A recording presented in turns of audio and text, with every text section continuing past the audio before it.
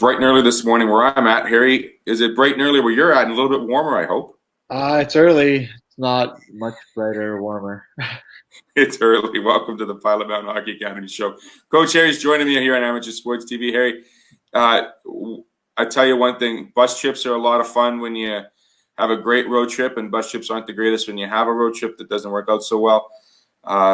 Real quick, not real quick, but like the last weekend here in Penticton, what were there any expectations going into that weekend and the round robin play for championship play?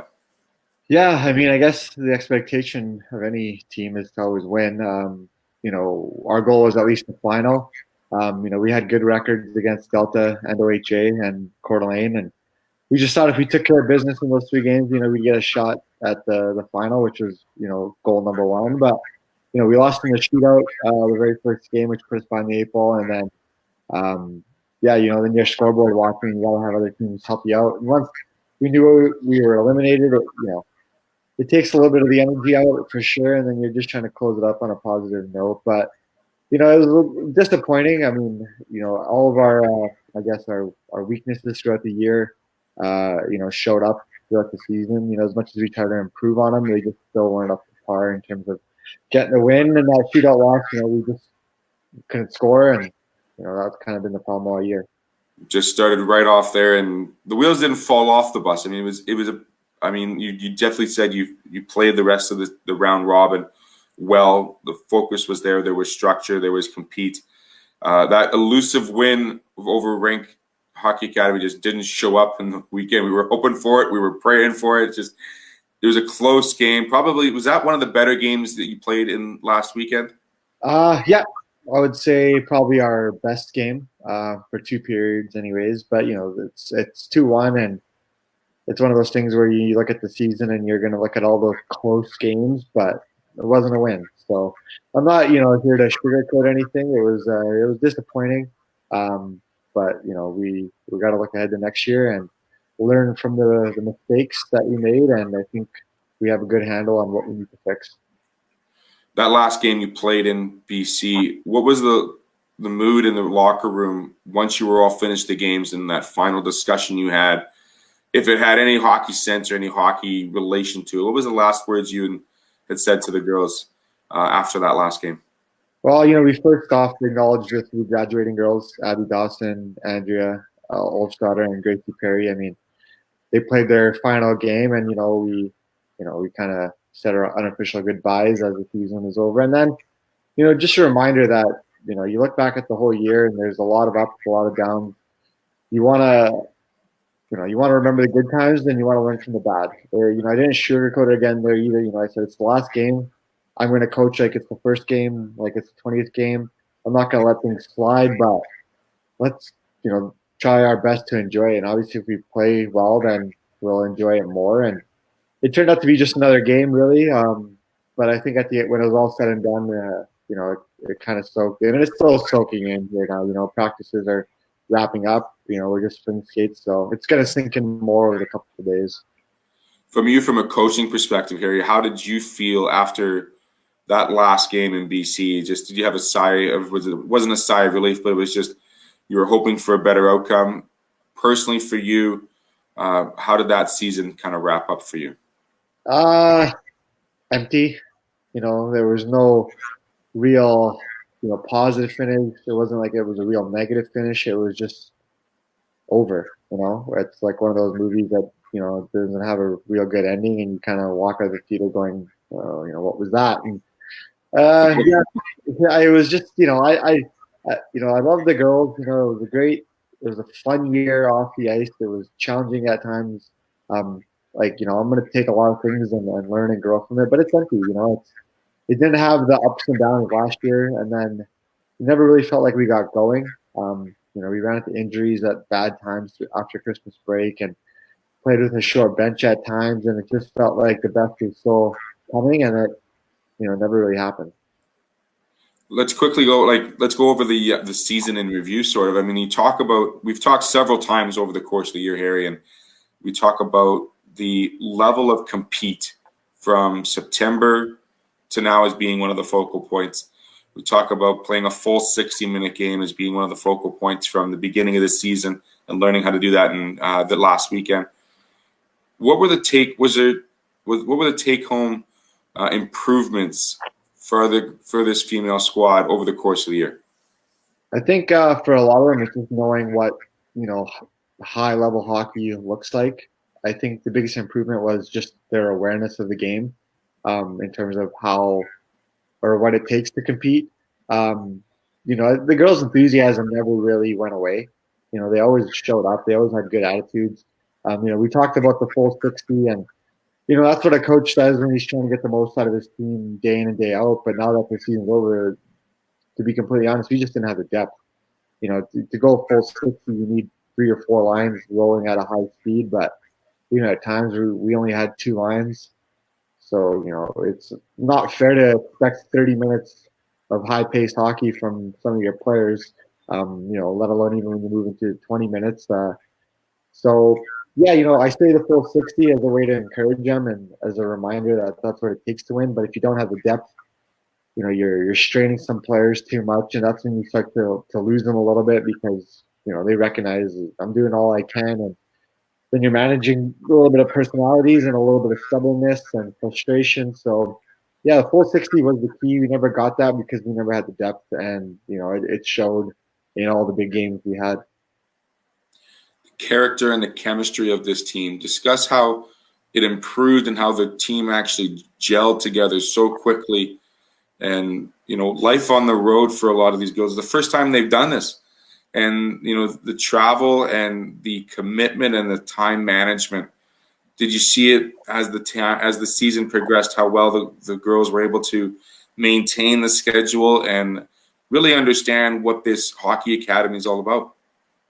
Yeah, that was one of the things that was always easy. Is when we're on the road, the girls for the most part were well behaved, on time. They kind of, I don't want to say did what they were told, but they knew what it took, and kind of what the expectations were.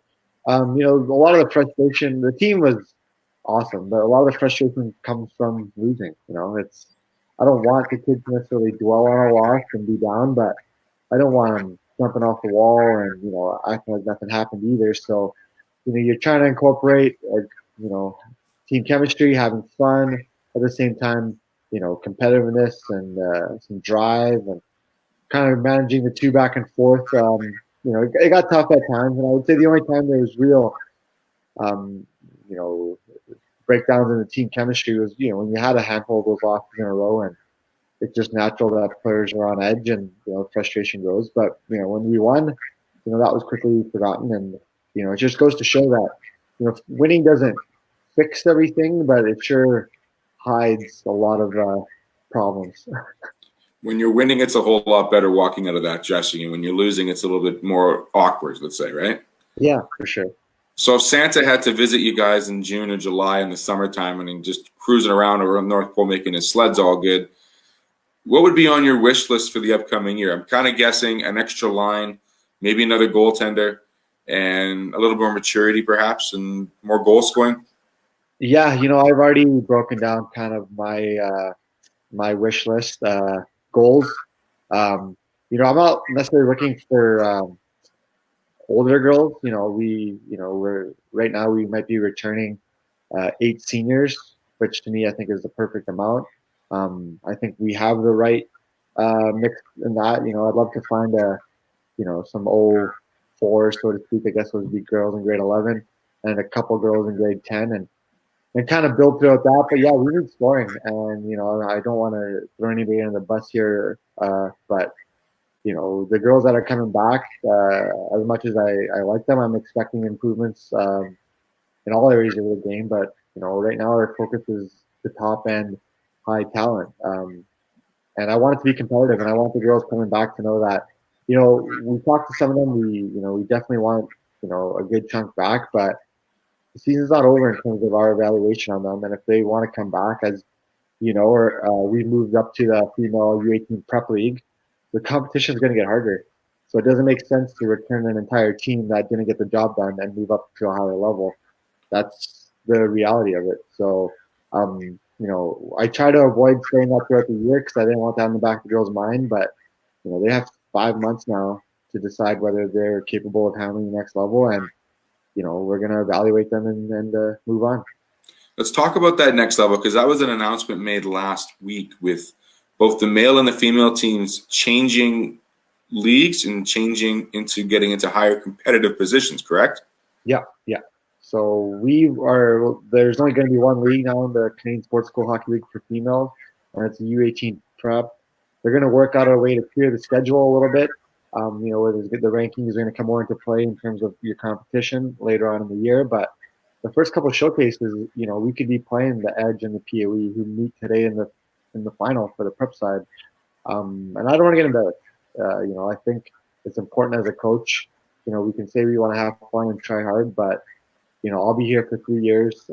Brad will be here for 4 years, and although over 2 years, we have a overall winning record, I'm not going to be satisfied with being near the bottom. So I expect to dress for a competitive team, and I don't want to say my wish list is unrealistic, but it's kind of one that is necessary in order for us to be successful.